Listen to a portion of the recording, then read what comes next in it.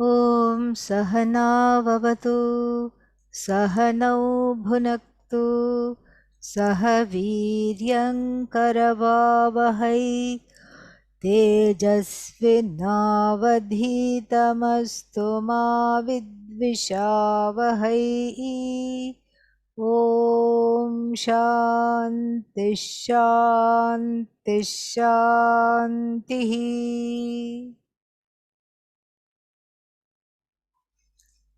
Continuing with the 50 verses on the nature of the Atma, with each verse having a refrain. And what is the refrain? Atma Shuddho Niranjanaha, and that's why it's called Niranjana Panchashatkam. And then, so we are on we finished verse number 11, so we are on verse number 12. So we'll go with that. Okay, it will go quickly because it's more of a, as we have seen, it's more of a revision of everything that has already been talked about in section 16 and earlier elsewhere in the Bodhasara and in other contexts in our classes. So here goes the verse number 12. Shamo vivekah saumyatvam prakashascha prasannata. Shamo vivekah saumyatvam prakashascha prasannata. Ete sattvamaya bhavaah atma shuddho niranjanah. Ete sattvamaya bhavaah atma shuddho niranjanah. So we have been listing, the author has been listing all the things that do not belong to the Atma. And why should this list be there? Because there is a mix-up. There is a mix-up between Satyam and Mithya, which is the definition of samsara, and that leads to some sorrow or the other. And so therefore we have to make this delineation when? All the time. All the time. And that, that awareness that I am not this, it should be accessible. And it should be we should be able to invoke it. That is the idea. Yes, there is slippage that happens. There are things that situations beyond one's control, and one can slip into the Satyam meets Mithya mode. It's okay if it meets, but Satyam marries Mithya, Satyam marries Mithya mode, as it were. And at the same time, these verses are like a shield that immediately, without contest, grant a divorce on the spot. No more amalgam, no more mix-up between Satyam and Mithya. And how do they grant this separation? They grant an instant separation because the person, I am able to recall. I am able to recall myself. Myself meaning the ahankara that easily gets sandwiched with the body, mind, senses, and all these things that we have been seeing. Gnatritvam, know worship, do worship, memory, desire, all these things. A sleeper, waker, all these things, they are the ahankara, which is prakritam. Prakritam means naturally, swabhavatah, by its nature, it is a sticky ahankara, and it gets completely embroiled in various non-I, in the anatma, various aspects of the anatma. It gets fully embroiled. And so the effort to extricate it is what is at hand here being talked about. The effort to extricate this ahankara from becoming, what is that, becoming embroiled or mixed up in all the things that the I is not, is the purport of these set of verses. Then after that, what? Then that ahankara is walked over to my understanding of myself as Satyam, Jnanam, Anantam. That is the idea. So that's why there is a kind of a, like in the Buddhist meditation and all, we have a bell, that suddenly they will ring. It's all quiet. You're just supposed to watch the breath, watch the mind. This itself is meditation for many, many kinds of Buddhist sects. And then suddenly in the middle they will ring the bell. And what is this bell supposed to do? The bell is to come back to yourself, because the mind wanders. Attention is all over the place, and then the senses do not help, because even though the eyes are closed, the sense of touch is active. So if somebody moves, they create a breeze and you are aware of that. You can still hear. So you hear the footsteps, you hear the noises outside, you hear so many people. Maybe somebody is passing under the window where you are sitting in the meditation hall, and then somebody is passing outside under the window and they are talking. Even though they may be talking softly, it is natural for the ears to pick up sound. That is what they do. They are journalists, they are reporters. But then the ahankara follows, and so this is the time to recall.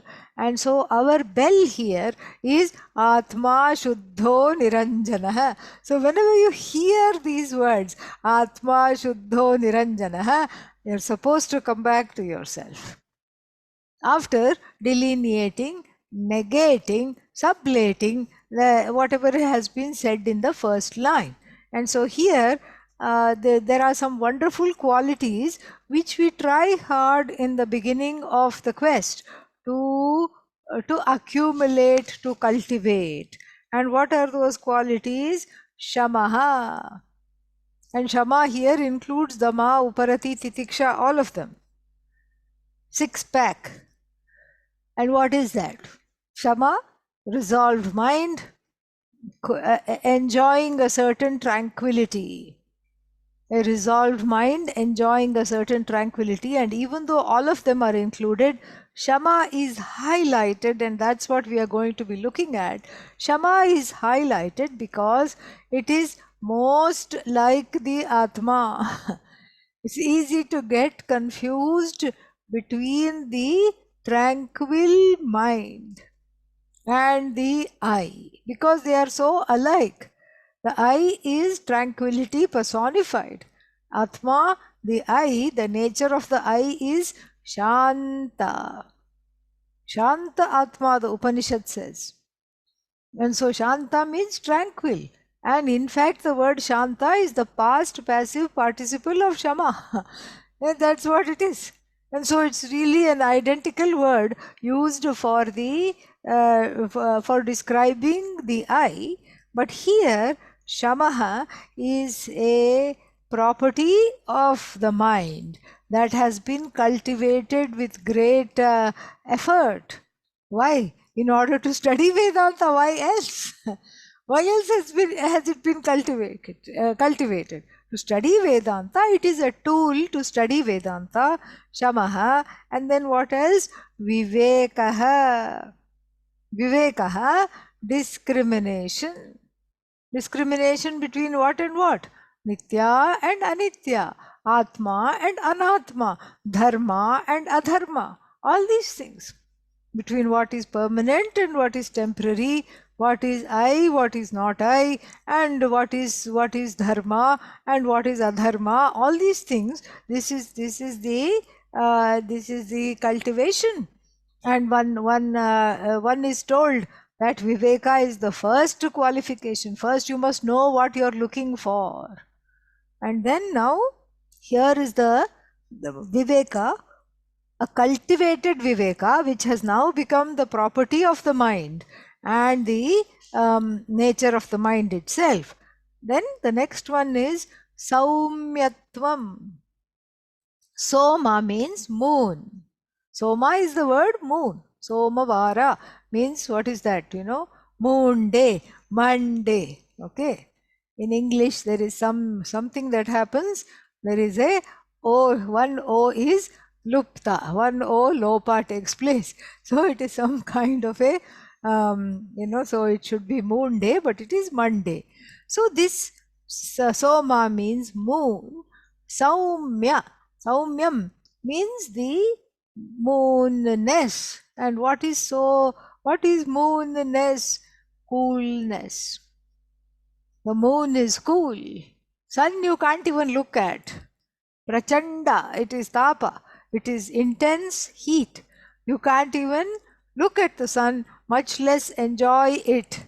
You can enjoy it directly in the winter. You can enjoy the sitting in the light of the sun in the winter. That's about it. You cannot really look at it.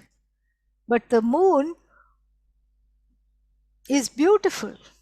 Beautiful to look at, cool, quiet, and it invokes again a tranquility in the mind. In fact, the moon is very much connected to the mind.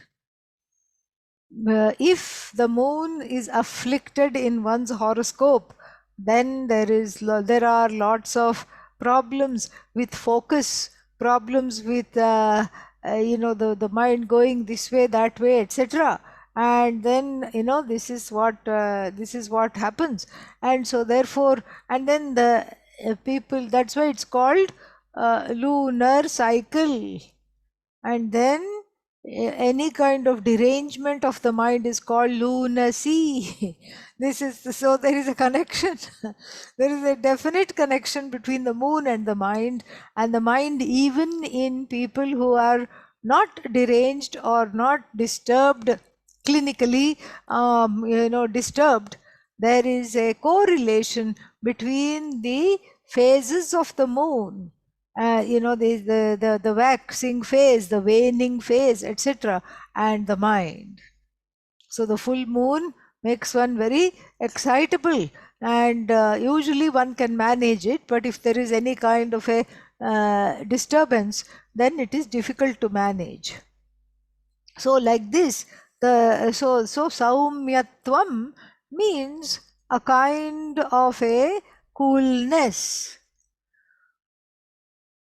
pleasantness in interpersonal approach. Somebody comes and asks for something, you don't have to bark at them and say, it's not there, go away.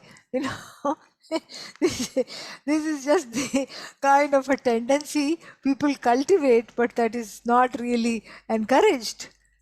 So, so there's nothing, it doesn't cost anything to be Shanta and to say, well, that is not available right now. Perhaps you can look at this. Or I don't have the time right now. Perhaps you can come back later and I can talk to you. Right now I'm going somewhere, or I am busy. Later on, let us see what we can do.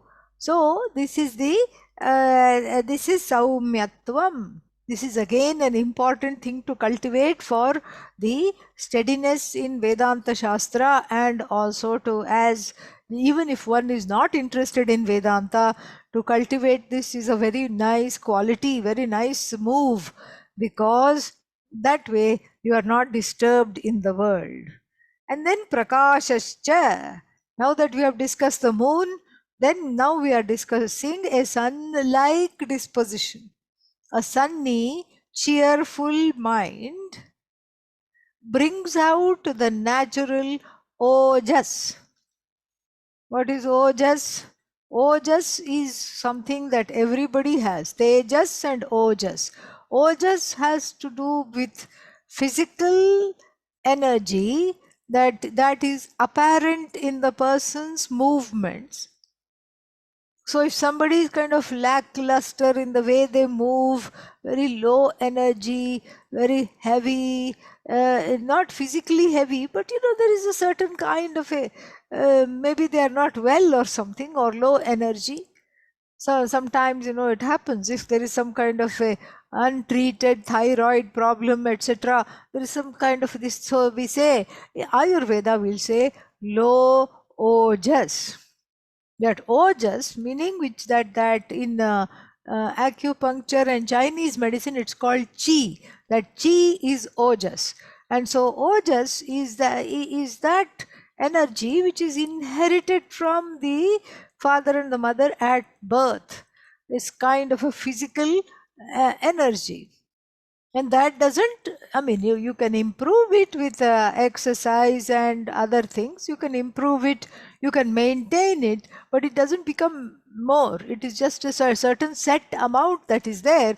And then you can, in fact, it decreases with age as well. That's why elderly people we find are slow in their movements and all these things. It decreases with age. So you can do your best to lead a active and healthy life and all this. So this is one part of this prakasha. So then the other part is tejas. Tejas is mental agility. And that again is something that is there. One has it already, but then that also can decrease with age and other age related problems, dementia, memory, cognitive decline, memory decline, etc. But then that also more or less has to be kept maintained, and that maintenance, with people, what is that brain, what is that called, brain puzzles, which are like a brain massage, Sudoku, people keep doing in order to keep the mind, very active. And so, you don't have to do Sudoku, you can study Sanskrit. Sanskrit keeps the mind, the mind is always on its toes. Keep studying Sanskrit, and the mind will be very intact with Bhagavan's grace.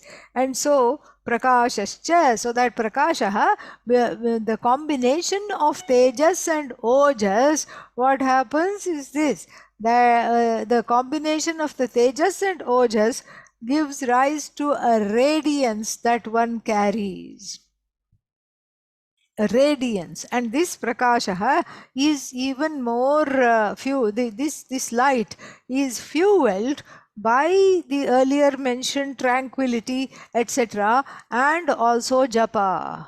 So the person who does regular japa has more tejas, more prakasha, more radiance, and a sunny disposition.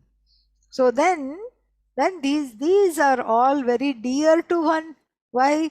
Because I have worked hard to cultivate them. They were not for purchase in the market. I did not inherit them as a legacy from the family. I worked very, very hard to cultivate. And so when you work very hard to cultivate something, what happens? One is where these become very dear to oneself. One is extremely attached to these qualities. In fact, they become oneself, pun intended, because they are very becoming and they are very enchanting. And then the author, Narahari, reminds us, Ete Satvamayaha Bhavaha. These are all qualities that are vikara. The word Maya here, as we are seeing in the Taittiriya Upanishad, is vikara. Vikara means modification. So they are the modified version of sattva. Modified how? Because they are being applied to the individual body-mind complex. Ete sattvamaya bhavaha. So these are all modifications of sattva. And even though they are close to the nature of the Atma, do not get confused that this alone is Atma. This is we can say, this is the reflection of the Atma in the mind. You can say that. You can use, we can help ourselves with Pratibimba Vada here, and then we can say that these are all a certain way in which the I is reflected in the mind. But then beware, because what could be happening? I could be having all the Atma like moves without really internalizing the Atma. So the Ahankara could be doing a number, and it could be doing a dance. It could be doing a few ballet moves, and it's perfect in its moves. But inside those values, that Shama, that Saumyata, and what else? That radiance, etc., is just, what is that? It is just a quality of the mind, but it hasn't quite sunk in that this is my nature. So therefore, the distinction is done. Although Sattva is the nature of Atma, we can say, but still Sattva is a guna. Sattva comes with Sattva, Rajas, Tamas. Sattva doesn't have to be given up, because it integrates itself into the I, which is of the nature, which is of a sattvic nature, but the Atma is the birthplace of all the gunas, and so Atma cannot be under the spell of any of the gunas, including modification of Sattva. Very, very subtle distinction here, so has to be understood properly. Then, next one, then after Sattva what comes? Rajas. So, Lobhaschalatakshanam Arambham karmanamapi ete rajo bhava bhavaha atma shuddho niranjanah. लोभश्चलताक्षाणाम् आरम्भं कर्मणामपि एते रजो भवा भावाः आत्मा शुद्धो निरञ्जनः. Lobha means lot of avarice, greed. I have something, but I want something more. More of the same, yes. But why? You already have this. Oh, just in case. Just in case I can't get this, I want this. And so like this, lobha. And then chalata. Chalata means a certain kind of a restlessness. Here it says akshanam. Aksha is eyes. So restlessness of the eyes means all the senses. The sense organs are restless because they are just sitting in a place. Let's say it's a place of natural beauty. Wonderful. In the beginning, the sense organs are active, and then what happens? They take in the sights and the sounds and everything. They take the sense of touch takes in the gentle breeze, and the eyes look at the mountains, the water, the trees. The ears hear the sound of the moving water, and then nothing more to do for the sense organs. What are they going to do? They then, in a mind that is unprepared, become restless. That's why you want to move on to more and more. Okay, enough of solitude, because there is nothing happening. What about the sights and sound? Oh, been there, done that. Been there, done that. That has become one's what's its name? That has become one's refrain. Been there, done that. Been there, done that. Been there, done that. Next, next, next. Even during studying of the Upanishad, when is Taittiriya going to get over? Okay, half the Bhashya is over, another half is left. What am I going to study next? What's going to happen next? Next. One is always on this. Fir kya? What next? What next mode? What's next? What's coming? What's happening? This is what is called akshanam chalata. The sense organs cannot sit quiet because they have been trained to keep on reporting. And the mind has gone along with them. The mind has given them a free rein. In fact, the mind is the reins for the sense organs, but the mind hasn't managed them. The mind hasn't really had anything to do with them. So the mind has given them a free rein. Go forth and multiply. Go forth. Do whatever you want. And then, so now they have full, like a bunch of toddlers, or like, it's like herding kittens. You know, you have, forget toddlers, at least you can calm them down. But you have a bag full of kittens, a sack full of kittens.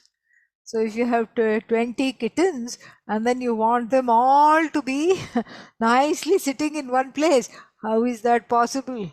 You catch hold of 3, 4, how many ever you can manage, put them in one place, and then you go and catch hold of another 3, 4. By the time the first 4 of them have gone away, they are jumping around, they are playing, they are hiding, they are pouncing. You can't do anything. So the sense organs are like that. Making the sense organs disciplined is worse than herding cats. And so therefore, this is, this is so this is akshanam chalata. So the sense organs being given a free rein to graze in the land of the sense objects, what are they doing now? Now they don't want to be managed. Now they are free, they don't want to be managed. And then what? Arambham karmanam api. Arambham is the beginning, the starting of actions. This is a little extreme when we have to see this carefully.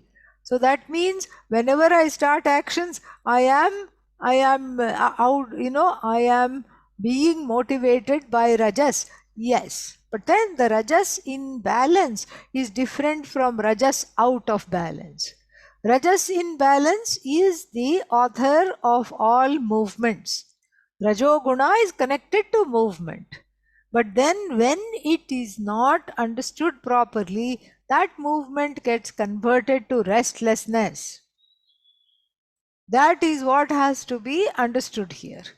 We are talking not of movement here, but arambham karmanam api means any kind of restlessness associated with activity. The inner pressure to do the activity and then being pressured to act.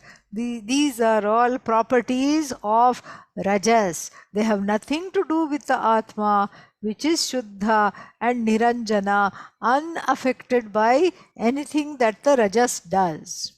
And so even if there is greed, even if there is restlessness of the sense organs, even if there is internal pressure, one has to, the idea here is, with the help of these verses, one learns to look at them dispassionately and disown them as being myself.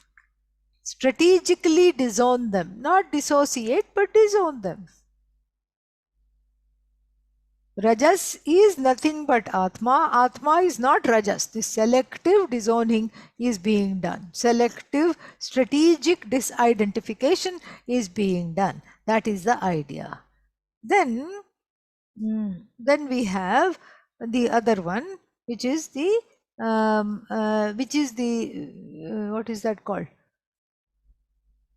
Triad, the Triputi between no, that's going to come in 15, sorry. So forget the triad, we'll see that later. Now the first portion of the Veda is discussed, the message of the first portion of the Veda, which comprises injunctions, vidhi, and then pratishedha. What is pratishedha? What is that called? Taboos? No. Injunctions and prohibitions.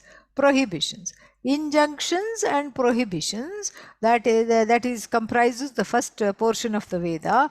And then what is correct to do, dharma, what is not correct to do, adharma, and what is an auspicious action and what is inauspicious. You can also take Shubha and Ashubha are often talked about for Papa and Punya and Papa. That is a better way to understand it here. So, Shubha means Punya, Ashubha means Papa.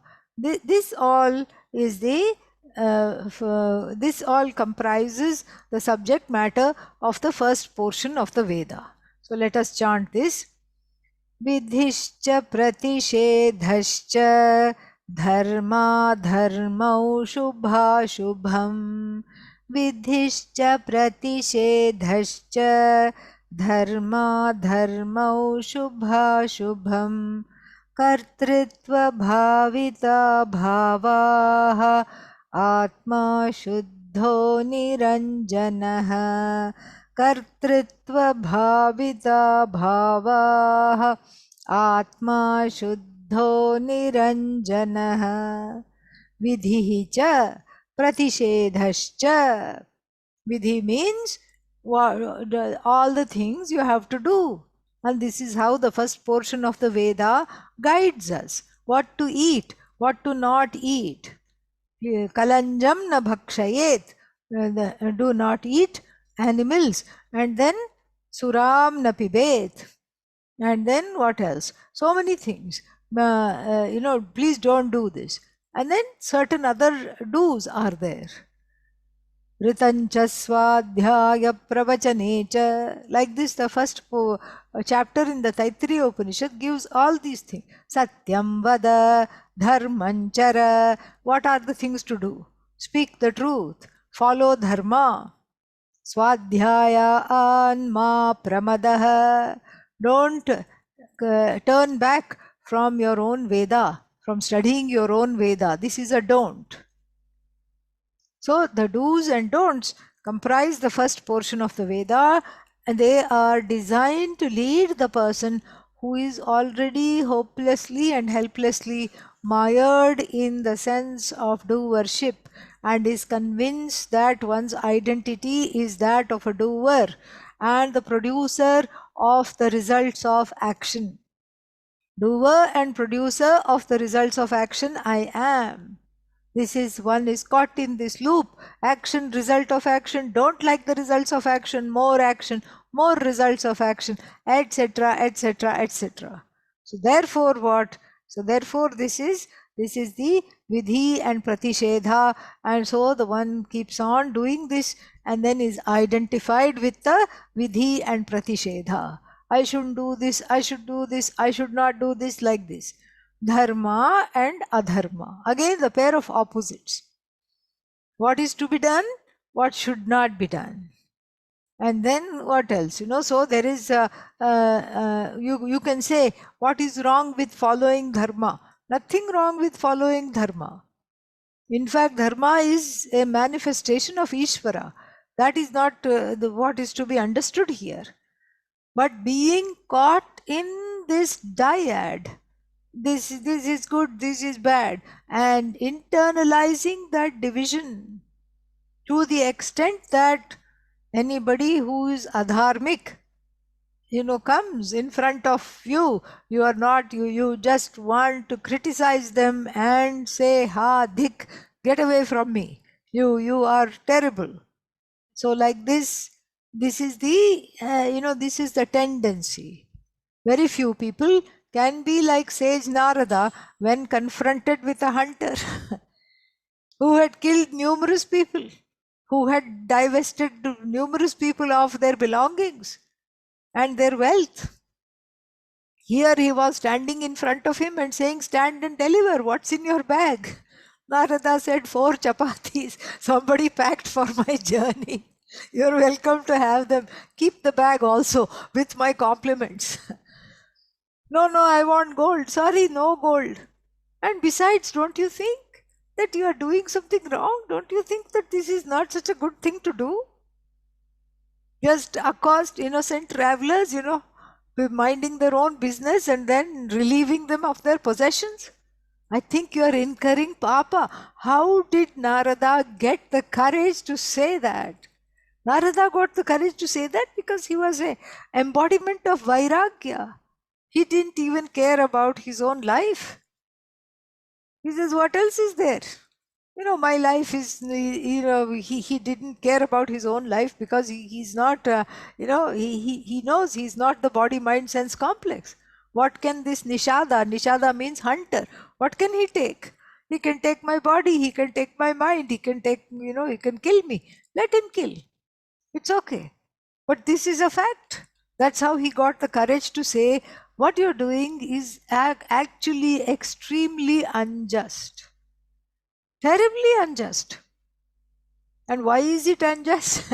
It is unjust because you have some problems here. And you cannot, because if I do the same thing to you, are you going to keep quiet? He says, absolutely not. Then same thing. Why do you think you can do it to others what you don't want it to be done to you? You see, Narada was able to be patient, loving, and kind, and yet firm to this person who was a serial marauder, a serial highway robber, and then a serial killer as well. He was able to see that because of Atmajnanam. He was able to differentiate between the person and the deeds. So therefore, you see, even when Pujya Swamiji, lots of people used to come to Pujya Swamiji. All the time, people used to come. Even he was able to put them in their places without being judgmental. And that is exactly what it was. And so, even the word serial killer, we should not use, really, because that ER, agent noun, is very difficult to, when we use the agent noun, it is very difficult to separate between the action and the agent. The agent becomes one with the action. So killer, we shouldn't use the word. We should say the one who kills, and that is actually better. There is a little bit of separation. And then even the word serial offender, serial killer, even that is better than saying such and such a person is a criminal. Here we have made that adjective into a substantive and called this person a criminal. And so here, this is what is meant by dharma, adharma, one becoming extremely self-righteous. There's nothing worse than self-righteousness for a Vedantin. East or West, I am the best, I know the best, I am the correct, what I'm doing is right. Nobody else is right, I'm the only one that is correct. And so therefore, this becomes a huge problem. And so therefore what? So therefore here it is said dharma dharma. And then this dharma dharma also, I think that being mentioned together is a nod to Nachiketa's question in the Kathopanishad. When he asks Lord Yama, what does he ask? Anyatra dharmat, anyatra adharmat, anyatra asmat, kritat akritat. So teach me something that is other than the same old, same old. I have studied the first portion of the Veda, and it is practiced in my house. I know what is dharma, I know what is adharma, but again they are pairs of opposites. And in the pairs of opposites, when one is caught, Atma is sleeping. Atma is not caught in that at all. The one who is caught in the pairs of opposites is the ahankara, the I notion. That is what is caught in the pair of opposites, not the Atma. Atma cannot be caught in the pair of opposites because it is free of all opposites. It is free of that. That is how this has to be understood. Shubha and Ashubha, Punya and Papa, same thing. Punya and Papa, same thing. Punya means what? Oh, good results of good actions. Again, it's very interesting and appropriate that after dharma, adharma, Punya, Papa are mentioned because the consequence of dharma and adharma are what? Respectively, Punya and papa. Consequences of following dharma, what do you get? Punya. Consequences of following papa, it's a no-brainer. Sorry, dharma, you get papa. That's a no-brainer. And so like this, one is caught. One is caught in punya and papa. And these are all aids to get the mind and the heart prepared for the knowledge. So what does the average person do? The average person, without discrimination, catches hold of the aids as the end. So the means, become the end. When the means become the end is what? The end is what happens to the end. So we can say the end to the end. The end ends because we have confused the means to be the end. And here, so what is wrong with accruing punya and avoiding papa? Nothing wrong as a jignasu and as a mumukshu. In fact, that is advised.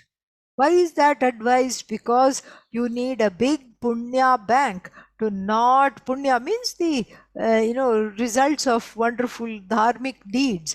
You need a huge punya bank in order to overcome all the obstacles that can sweep one away from this knowledge in the form of obstructions, in the form of gaps, in the form of stops, and take one away, hijack one's mind away from studying this knowledge.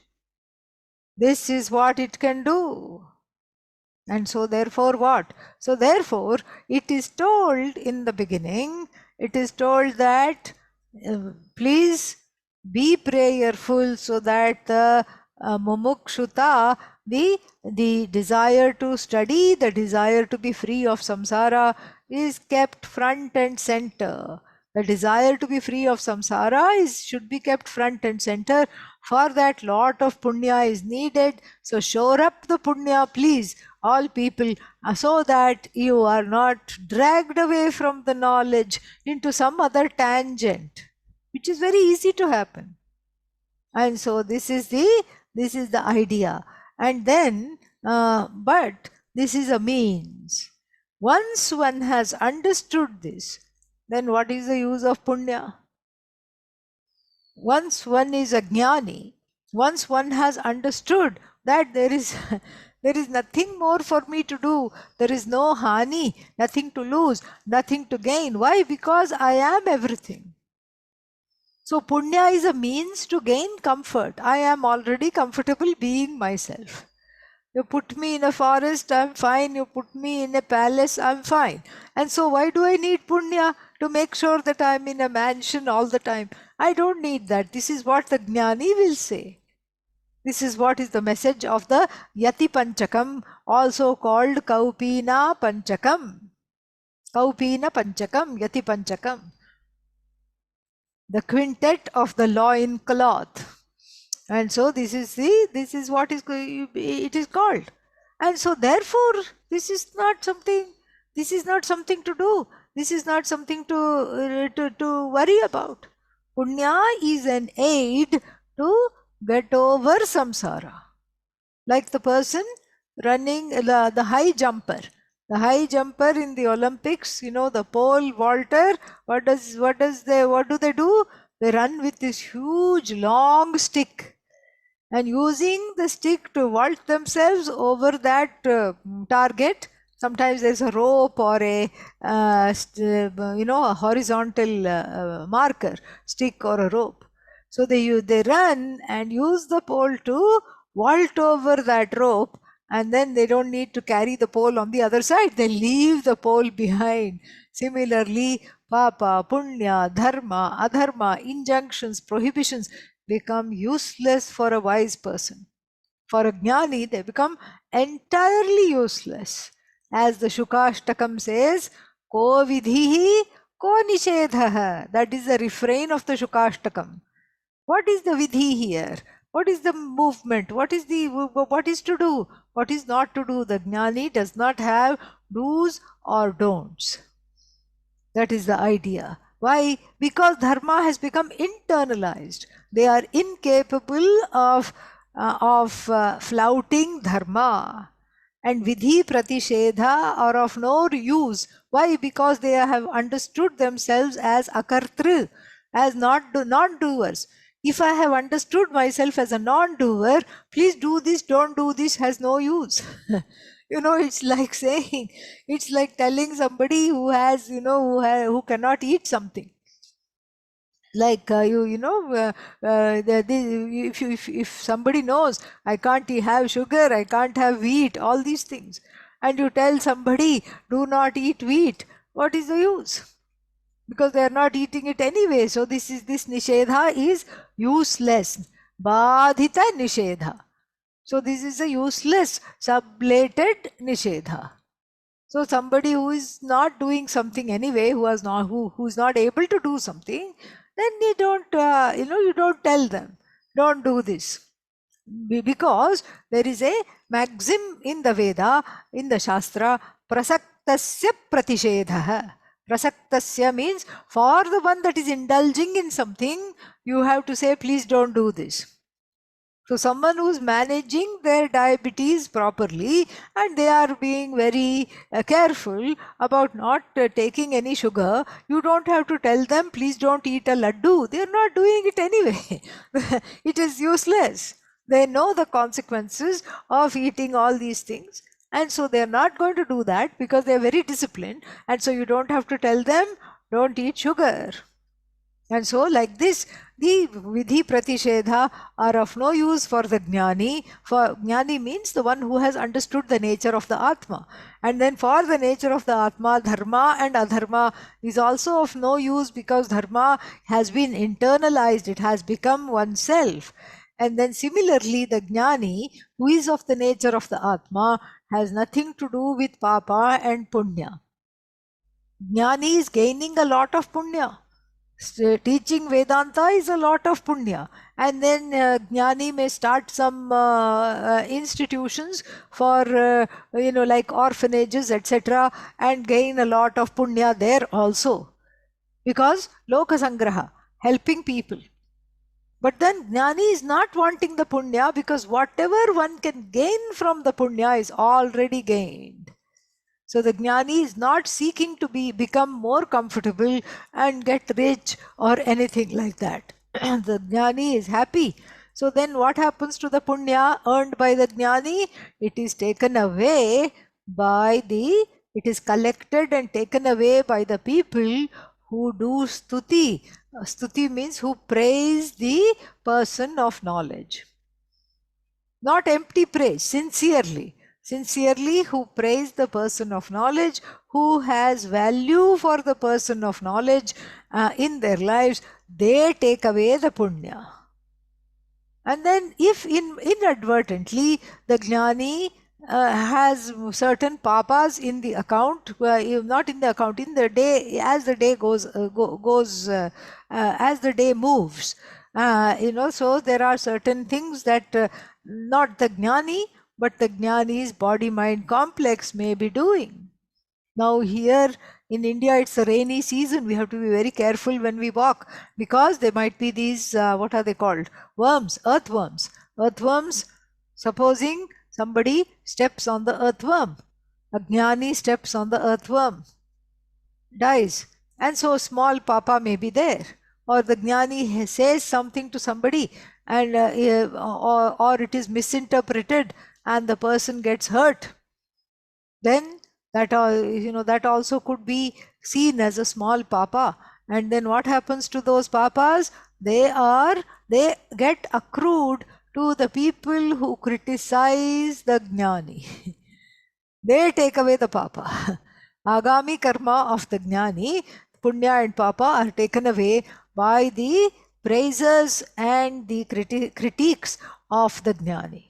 That is why, since we don't know who is a jnani and who is not, better to not to criticize anybody, because we don't want to take on anybody else's papas. We have enough of our own already. Okay, so better not to pass judgment, better not to criticize, better to be quiet. That is the idea. So Shubha, Shubha is also Shubha and Ashubha, Papa, Punya, and even if you take Shubha and Ashubha to mean auspicious and inauspicious, that also has no truck with the Jnani. All that is just dropped. And so these are all properties of what is called Kartritvam, doership.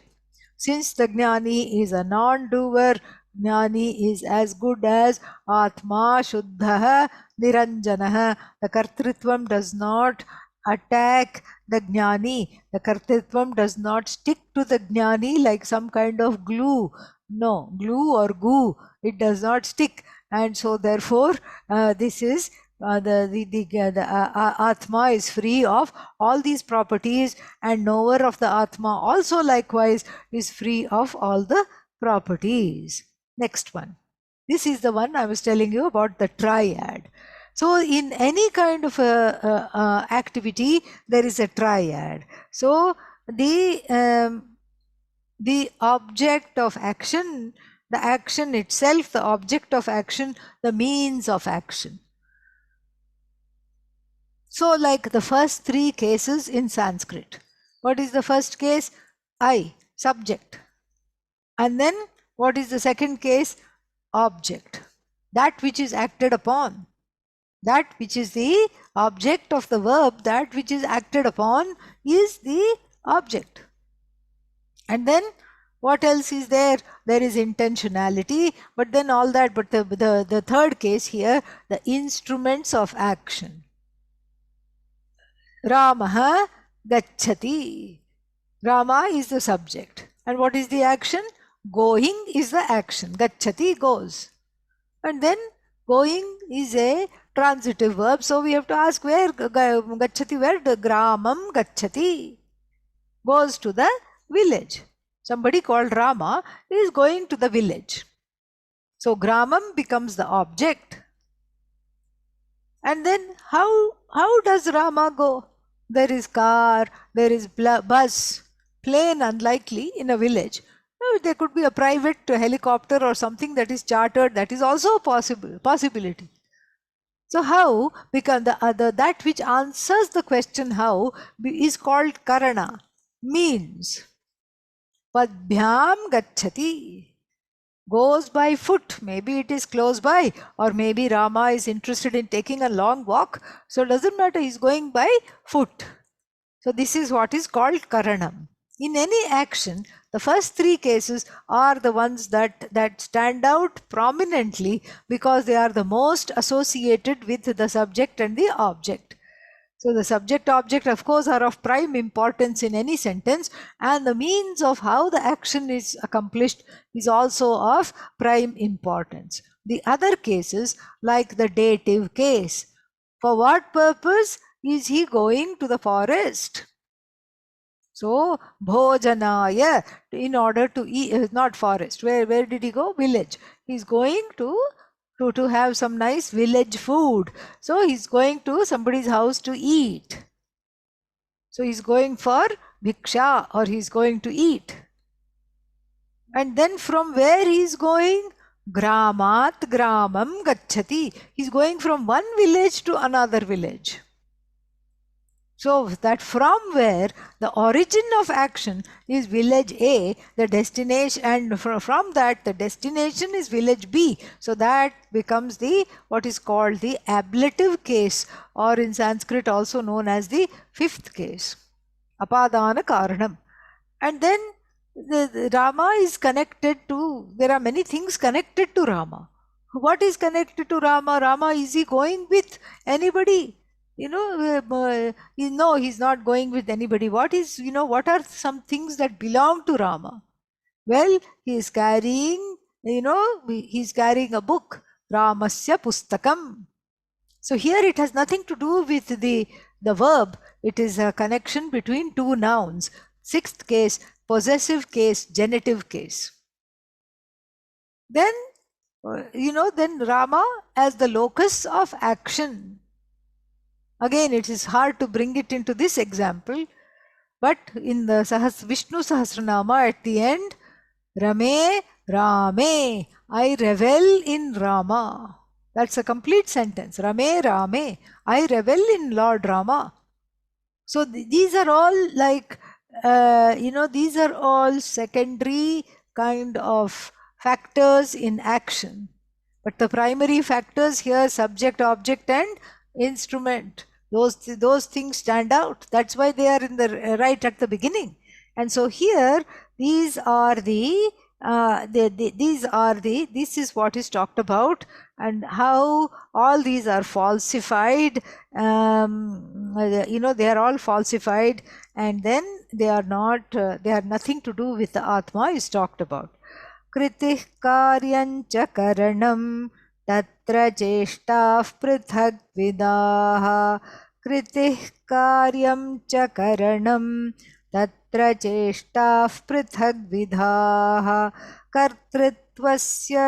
कर्तृत्वस्यानुगा भावाः आत्मा शुद्धो निरञ्जनः.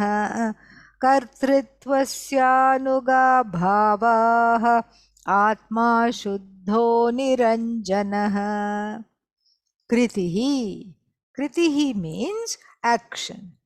Karyam means that which is to be done, meaning that which is to be accomplished, karyam, but here we can take it as object of action. Karanam, means of action. How is the going taking place? Is it by foot? How is the seeing taking place? How is the knowing taking place? All these things are factors of action. Tatra cheshtaha. Cheshtaha means all these activities. Prithak vidha. Prithak vidhaha cheshtaha. Two meanings here. One is prithak vidhaha means, prithak means separate, varied. Prithak vidhaha, many and varied, cheshtaha, activities. So, one meaning, very obvious meaning. First meaning is what? Kritihi karyam karanam. So, the subject, object and instruments keep changing. Various kinds of subjects are there, and even if the same person is doing the action, so sometimes one is a thinker, sometimes one is a eater, sometimes one is a goer. So the person is also doing various kinds of activities. So the subject, the status of the subject is changing, action is changing, means are changing. They are of many and varied kinds. This is the most obvious meaning. Okay, first meaning. Now, there is another meaning also. So, cheshtaha prithak vidhaha means we can say that these are an allusion to the various factors of action called karaka, which we just now finished discussing. For what purpose the action is done? Where is the action originating from? Are there any other things connected to the subject? And what is the locus of action? All these things become many and varied factors connected to activity. So what are the properties of kartritvasya, of doership? Anugaha bhavaha. Anugaha anugachanti. Ye bhavaha kartritvam anugachanti. Anugachanti means they go after, means they go along with. They go along with kartritvam, doership. Kartritvasya anugaha bhavaha. These are states, or these are situations, circumstances that accompany doership. When there is talk of doership, then that doership is split into doer, and then that which is what the activity the doer is doing, the object of action, the means of action. All these things are connected with doership, which is what? Denied for the Atma. Why? What is the Atma then? The Atma is the content of the doer, and the object and the subject. Subject is Atma. And if only subject is Atma, then what is the object? Object is also Atma. Atma is that which is the truth of the subject and the object and the means of action. Everything is Atma, Atma being not any one of them. None of them is Atma. but Atma lends its presence and lends its, sustenance, its sentiency to all activities, to all factors of action, and illumines the status of the actor and the status of the object and the status of the means of action without being any one thing. Why? Because Atma Shuddho Niranjana. It is free of all doership. More we shall see from 16th verse onwards later. To 16, 20, 23rd. Okay, yeah. July 23rd, no, 22nd, I think. For me, 23rd. For you all, 22nd. So I will see you all then. And then we have Taittiriya and Mundakopanishad also. ॐ पूर्णमदः पूर्णमिदं पूर्णात् पूर्णमुदच्यते पूर्णस्य पूर्णमादाय पूर्णमेवावशिष्यते ॐ शान्तिः शान्तिः शान्तिः हरिः ॐ श्रीगुरुभ्यो नमः हरिः ॐ थैंक यू